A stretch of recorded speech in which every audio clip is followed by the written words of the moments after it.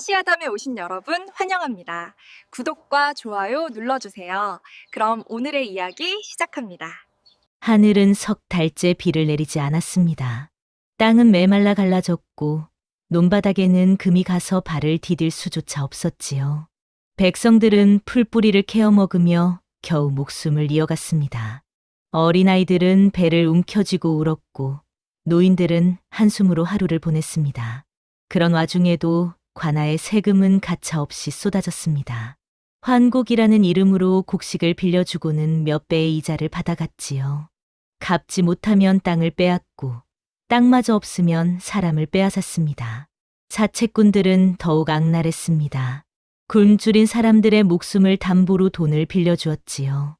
한 냥을 빌려주고 10냥을 받아갔으며 갚지 못하면 딸을 데려가고 아들을 팔아넘겼습니다. 그 시절 1000냥이면 사람 한 명을 사고 팔 수 있었습니다. 아니 어쩌면 사람 목숨이 1000냥보다 가벼웠는지도 모를 일이었지요. 돈 앞에서 혈육도 없고 의리도 없었습니다. 오직 살아남는 자만이 옳았던 시절이었습니다. 그 고을에서는 매달 누군가가 팔려나갔고 누군가는 빚을 못 갚아 스스로 목숨을 끊었습니다. 그런 고을에 옥분이라는 며느리가 살고 있었습니다. 23세 나이에 시집을 온 옥분은 순하디순한 성품으로 고을 사람들의 칭찬을 받았습니다. 시어머니가 돌아가신 뒤 시아버지와 병든 남편을 홀로 돌보았지요. 새벽별을 보며 일어나 저녁별을 보고 잠자리에 들었습니다. 하지만 순한 것과 약한 것은 달랐습니다. 옥분의 속은 대나무처럼 단단했지요. 병든 남편을 대신해 집안일을 도맡아 하면서도 한 번도 울음을 보인 적이 없었습니다. 밭을 갈다가 손에 피가 나도 바느질을 하다가 손가락을 찔러도 그저 묵묵히 일을 계속했습니다. 옥분은 친정에서 글을 배웠습니다. 아버지가 훈장이었기에 오빠들을 가르칠 때 옆에서 함께 배울 수 있었지요. 덕분에 천자문을 떼었고 사서삼경의 기본은 알았습니다. 세렘도 남부럽지 않게 할 줄 알았지요. 시집 온 뒤에도 그 재주는 빛을 발했습니다. 집안 살림을 꾸리며 장부를 정확히 적었고 장에 나가 물건을 팔 때도 속지 않았습니다. 하지만 그런 재주가 무슨 소용이었겠습니까? 남편은 기침 한 번 제대로 못하고 누워 지냈고 시아버지는 늙었다며 아무것도 하지 않았습니다. 옥부는 그 모든 것을 혼자 감당했습니다. 아침에는 죽을 쓰고 낮에는 밭을 갈고 저녁에는 바느질을 했습니다. 밤이 되면 병든 남편의 등을 쓸어주며 잠을 재웠지요. 고을 사람들은 그런 옥분을 보며 말했습니다. 저런 며느리가 어디 있겠나. 참으로 착하고 부지런한 여인일세. 김영감은 복이 많아. 저런 며느리를 두다니. 하지만 그들은 몰랐습니다. 옥분의 시아버지가 어떤 사람인지를 말이지요. 김영감은 겉으로는 인자한 노인이었습니다. 고을 사람들을 만나면 허리를 굽신거리며 인사를 했고 초하루와 보름이면 절에 가서 불공을 드렸습니다. 법당에서는 연부를 외우며 눈물까지 흘렸지요. 하지만 그 속은 썩어 있었습니다. 겉으로는 불공을 드리면서도 뒤로는 도박판을 전전했습니다. 주막에 모여 화투를 치고 노름꾼들과 어울려 돈을 잃었지요. 처음에는 작은 돈이었습니다. 한 냥, 두 냥 잃는 정도였지요. 하지만 도박은 끝이 없었습니다. 잃으면 따고 싶고 따면 더 따고 싶은 것이 도박이었습니다. 김영감은 점점 깊이 빠져들었지요. 밤새 노름을 하고 아침에 비틀거리며 돌아오기 일쑤였습니다. 급기야 그는 사채꾼에게 손을 벌렸습니다. 처음에는 10냥을 빌렸습니다. 갚을 수 있을 거라 생각했지요. 하지만 이자가 불어나기 시작했습니다. 10냥이 20냥이 되고 20냥이 40냥이 되었습니다. 김영감은 또다시 돈을 빌렸습니다. 이번에는 100냥이었지요. 빚으로 빚을 갚는 악순환이 시작되었습니다. 어느새 빚은 1000냥까지 불어났습니다. 1000냥이면 논 10마지기를 살 수 있는 돈이었습니다. 평생을 일해도 갚을 수 없는 액수였지요. 사채꾼 강 씨는 날마다 찾아와 독촉했습니다. 김영감, 언제까지 이렇게 버틸 텐가. 내일까지 100냥이라도 갚지 못하면 이 집을 넘겨받겠네. 김영감은 방 안에 틀어박혀 나오지 않았습니다. 옥분이 밥을 가져다 놓아도 먹지 않았지요. 그저 천장만 멍하니 바라볼 뿐이었습니다. 옥분은 시아버지의 행색을 보며 짐작했습니다. 또 빚을 진 모양이라고 말이지요. 하지만 묻지 않았습니다. 물어봤자 대답하지 않을 것을 알았기 때문입니다. 그런 어느 날 밤, 김영감은 몰래 집을 빠져나갔습니다. 달빛도 없는 깜깜한 밤이었습니다. 김영감은 고을 원님의 사랑채로 향했지요. 원님은 이미 그를 기다리고 있었습니다. 박 원님은 겉으로는 청렴한 관리였습니다. 부임한 지 3년이 되었지만 단 한 번도 백성을 함부로 대한 적이 없었지요. 송사가 들어오면 공정하게 판결했고 세금도 정해진 만큼만 거두었습니다. 하지만 그것은 겉모습일 뿐이었습니다. 뒤로는 사채꾼들과 손을 잡고 백성들을 착취했지요. 사채꾼이 돈을 빌려주면 원님이 빚독촉을 도왔고 그 대가로 이익을 나눠 가졌습니다. 사람을 사고 파는 일에도 관여했습니다. 관기가 필요하면 빚진 집의 딸을 빼앗아 넘겼지요. 김영감은 원님 앞에 무릎을 꿇었습니다. 원님, 제발 저를 살려 주십시오. 1000냥 빚을 갚을 길이 없사옵니다. 원님은 턱을 쓸어내리며 천천히 말했습니다. 1000냥이라 큰 돈이로군. 하지만 방법이 아주 없는 것은 아니네. 김영감의 눈이 빛났습니다. 지푸라기라도 잡는 심정이었지요. 무슨 방법이라도 있사옵니까? 제발 일러 주십시오.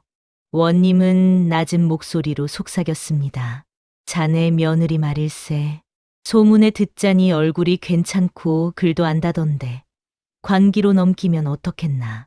그러면 빚은 내가 알아서 처리하지. 강 씨에게도 내가 말을 해두겠네. 김영감은 잠시 망설였습니다. 며느리의 얼굴이 떠올랐습니다.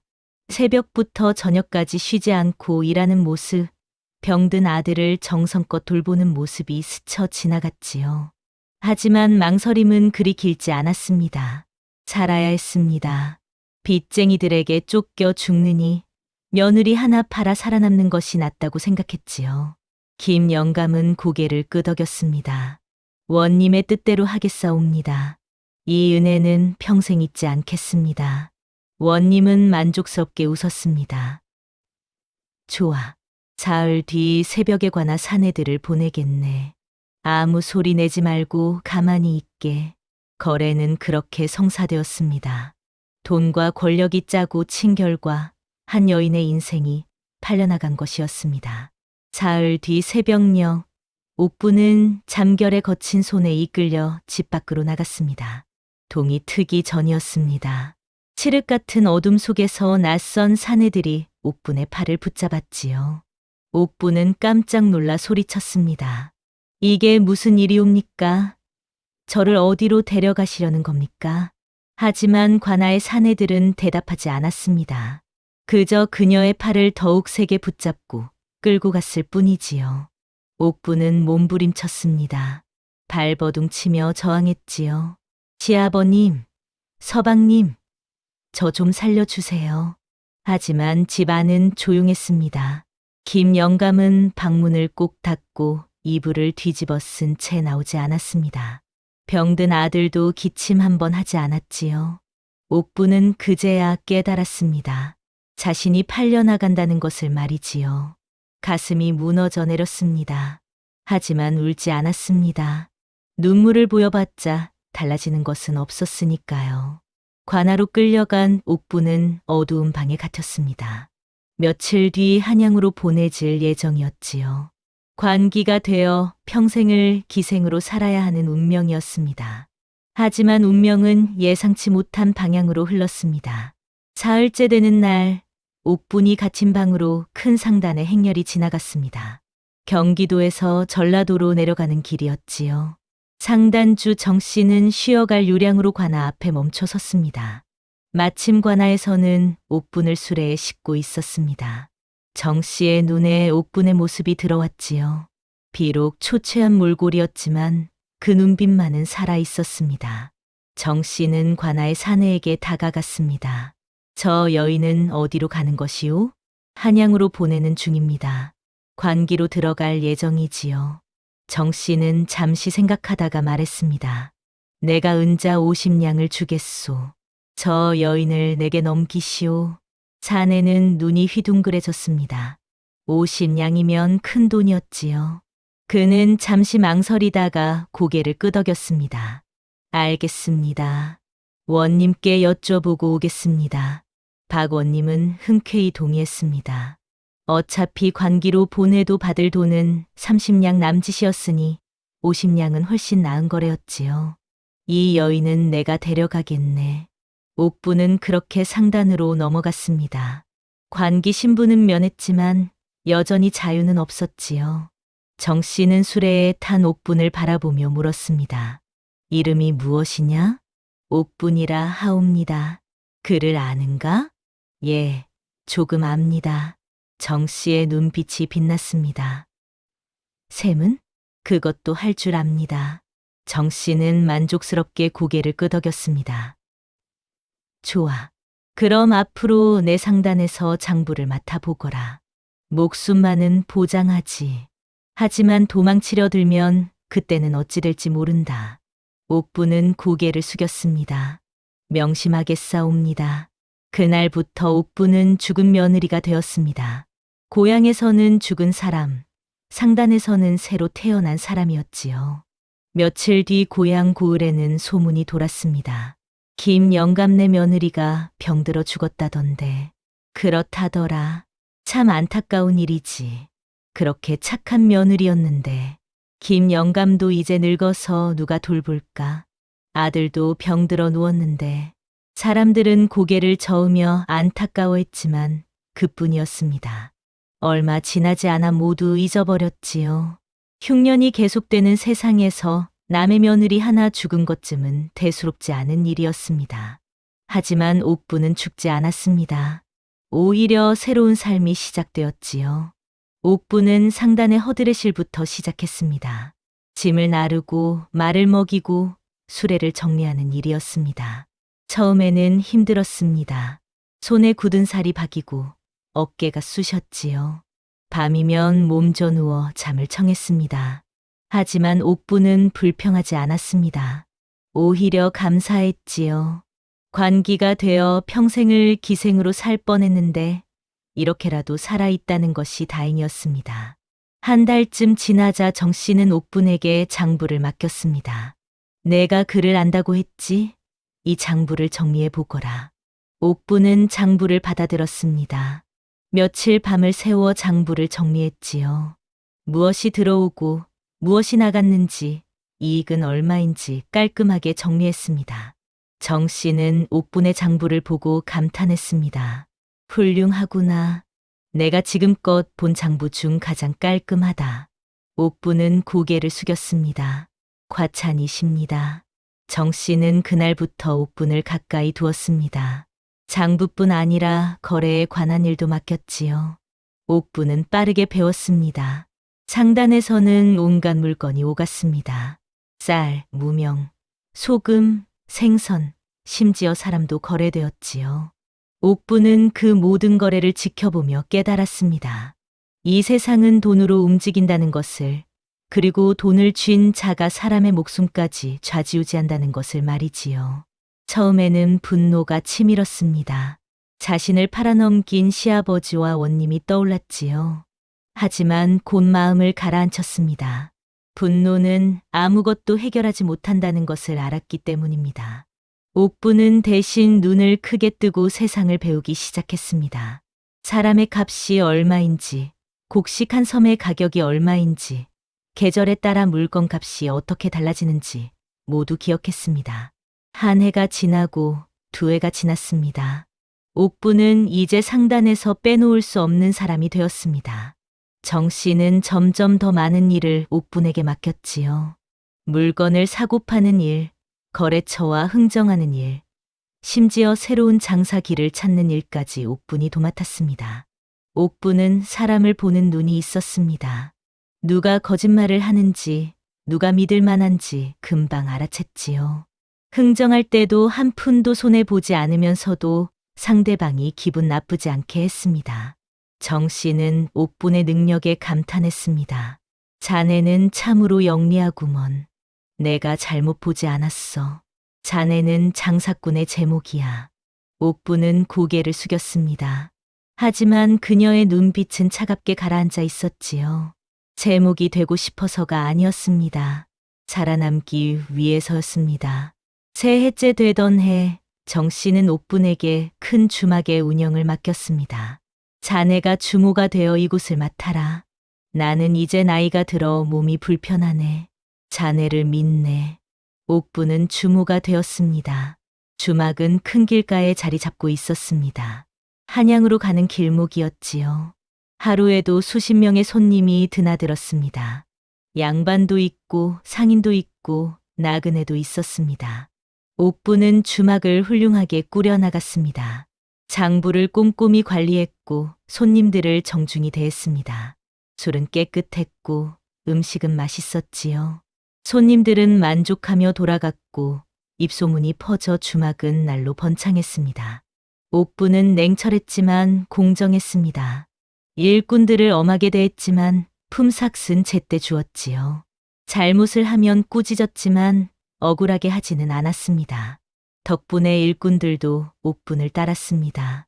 우리 주모님은 엄하시지만 공평하셔.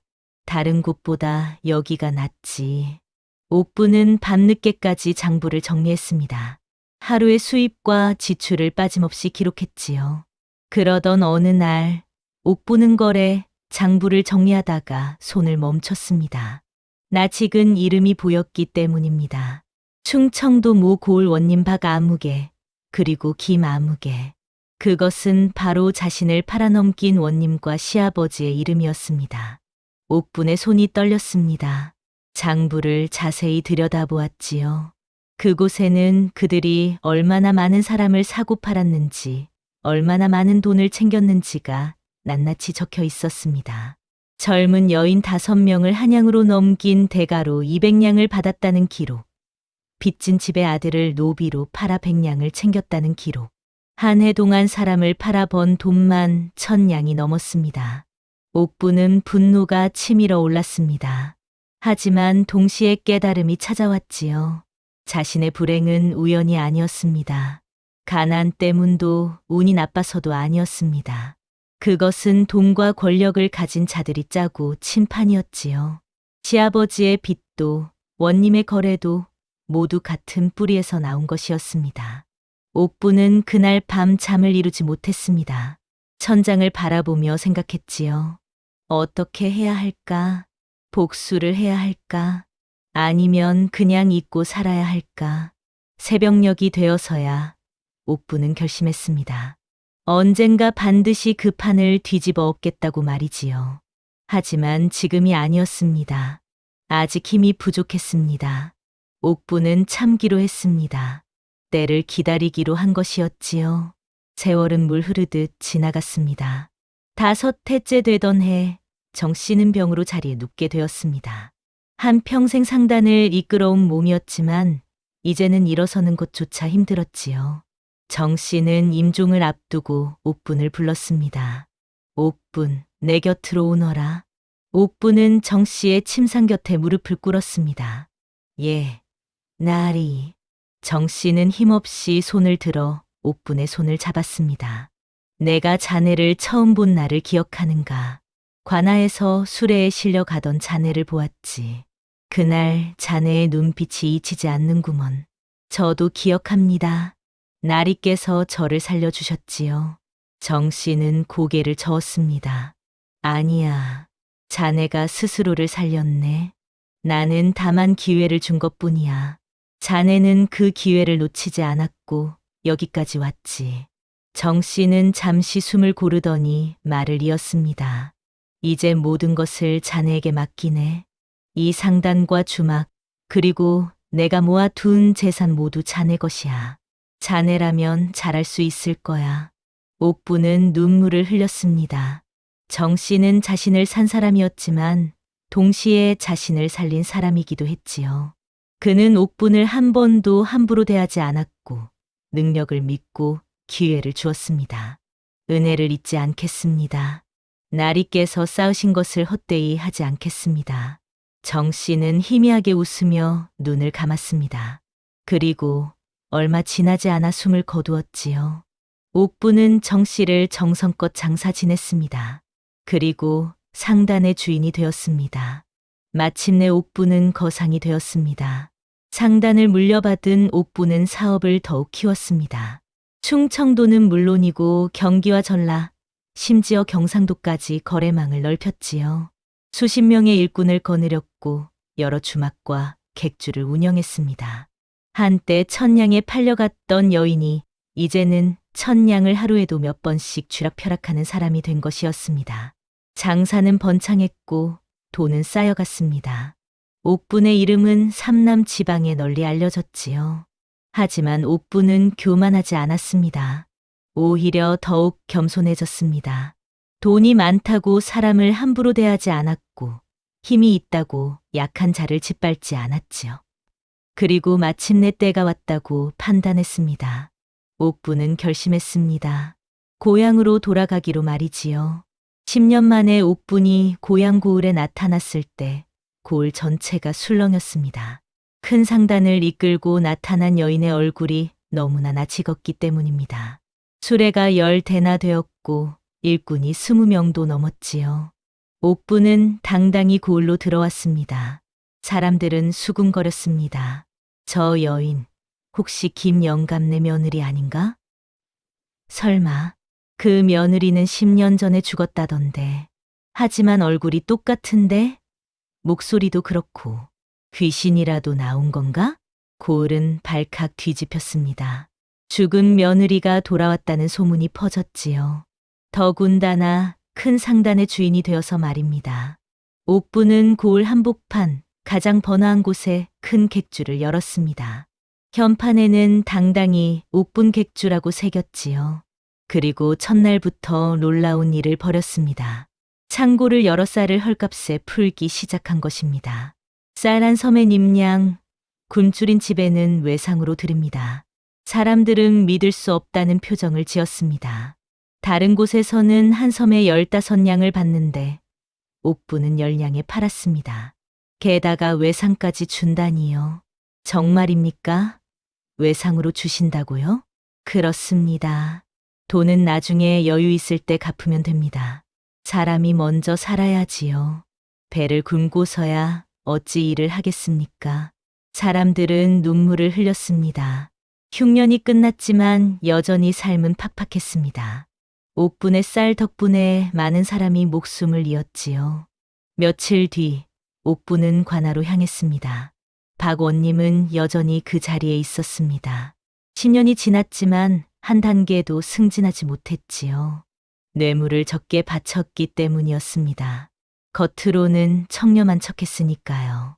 옥분이 관하에 들어서자 원님은 깜짝 놀랐습니다. 네, 내가 옥분이냐? 그렇사옵니다, 원님. 원님의 얼굴이 새하얗게 질렸습니다. 어떻게 살아있는 것이냐? 내가 죽었다고 들었는데. 옥분은 차갑게 웃었습니다. 죽었다고요? 원님께서 저를 팔아넘기셨는데 어찌 제가 죽었다고 하십니까? 옥부는 품 안에서 두툼한 장부를 꺼냈습니다. 그것은 원님과 시아버지가 지난 10년간 얼마나 많은 비리를 저질렀는지 낱낱이 기록된 증거였지요. 이것을 한양 가명에 올리겠습니다. 아니면 원님께서 스스로 옷을 벗으시겠습니까? 원님은 떨리는 목소리로 말했습니다.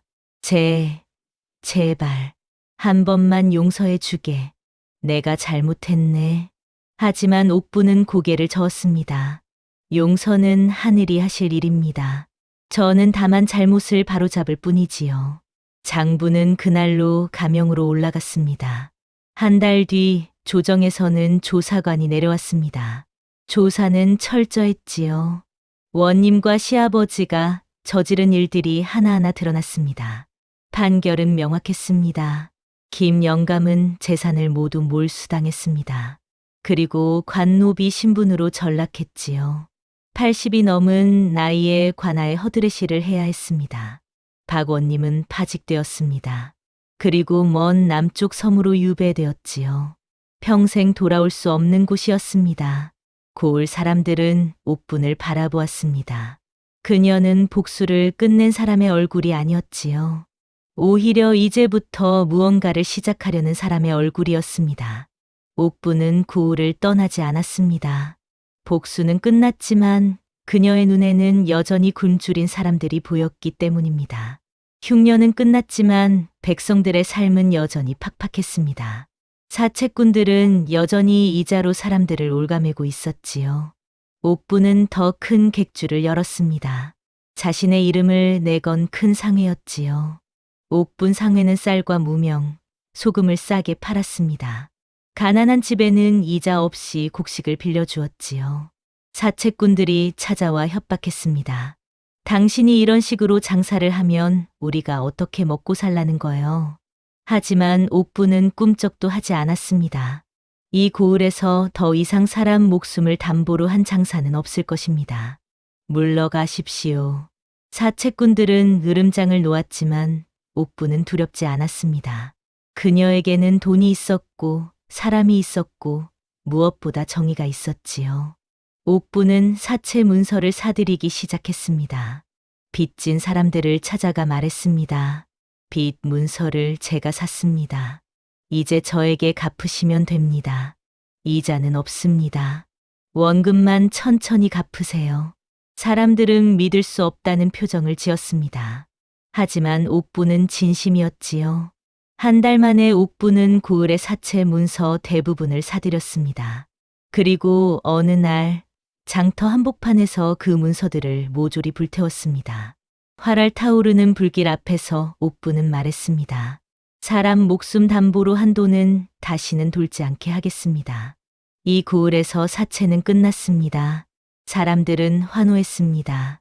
사채의 굴레에서 벗어난 이들은 눈물을 흘렸지요. 어린아이들은 뛰어다니며 기뻐했고 노인들은 하늘에 감사의 절을 올렸습니다. 변화는 계속되었습니다. 사채꾼들과 결탁하던 아전들이 하나둘 밀려났습니다. 백성들의 원망이 잦아들자 한양에서는 새 원님을 내려보냈습니다. 새 원님 이 씨는 청렴한 사람이었습니다. 이 원님은 옥분을 만나 말했습니다. 이 고을이 이렇게 바뀐 것은 모두 당신 덕분이오. 내가 할 일을 당신이 대신해 주었소. 옥분은 고개를 저었습니다. 아닙니다, 원님. 저는 다만 제가 할 일을 했을 뿐입니다. 사람을 살리는 것, 그것이 제가 할 일이었습니다. 이 원님은 옥분과 손을 잡고 고을을 바로잡았습니다. 논에는 물이 데워졌습니다. 원님이 제방을 쌓고 수로를 정비했지요. 굶주린 사람이 사라졌습니다. 옥분의 객주에서 싼 값의 곡식을 팔았기 때문입니다. 억울한 송사가 줄어들었습니다. 원님이 공정하게 판결했기 때문이지요. 세금도 정해진 만큼만 거두었습니다. 사람들은 다시 웃기 시작했습니다. 고을이 완전히 뒤집힌 것이었습니다. 사람들은 그 변화의 중심에 누가 있었는지 알고 있었습니다. 그 여인은 복수하러 온 게 아니었어. 판을 갈아엎으러 온 거야. 천냥에 팔려갔던 며느리가 고을 전체를 살렸네. 옥분 나리 덕분에 우리가 사는구먼. 옥분은 조용히 미소 지었습니다. 나리라는 호칭이 부담스러웠지만 사람들의 진심을 알았기에 받아들였지요. 그녀는 이미 잊었습니다. 자신을 팔아넘긴 시아버지를, 탐욕스러운 원님을, 그리고 차가웠던 그 시절을 말이지요. 분노는 이미 사라졌습니다. 남은 것은 오직 한 가지였습니다. 사람을 살리겠다는 의지였습니다. 다만 기억했습니다. 사람은 돈보다 귀하다는 것을, 그리고 진짜 부는 남을 살리는 데 있다는 것을 말이지요. 세월이 흘러 옥분의 객주는 더욱 커졌습니다. 충청도뿐 아니라 팔도에 지점을 두었지요. 옥분의 이름은 삼남 지방을 넘어 전국에 알려졌습니다. 사람들은 그녀를 의상이상, 즉 의로운 상인이라 불렀습니다. 옥분은 늙어서도 장사를 멈추지 않았습니다. 하지만 돈을 모으기 위해서가 아니었지요. 사람을 살리기 위해서였습니다. 흉년이 들면 곡식을 풀었고 역병이 돌면 약을 나눠주었습니다.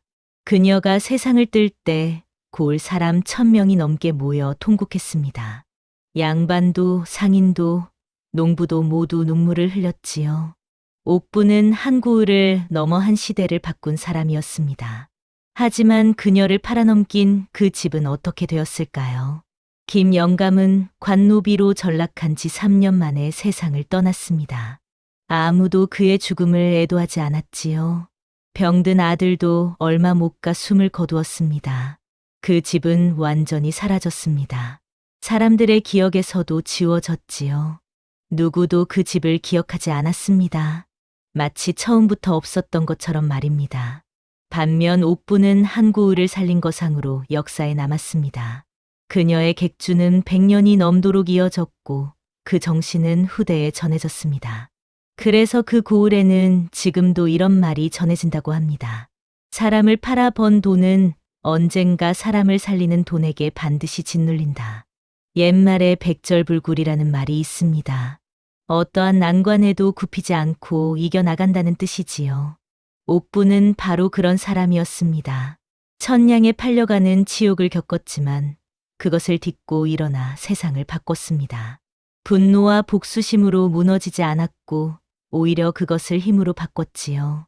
절망 속에서도 희망을 잃지 않았고 어둠 속에서도 빛을 찾았습니다. 진짜 부는 돈이 아니라 사람을 살리는 데 있다는 것. 그리고 탐욕은 결국 스스로를 무너뜨린다는 것.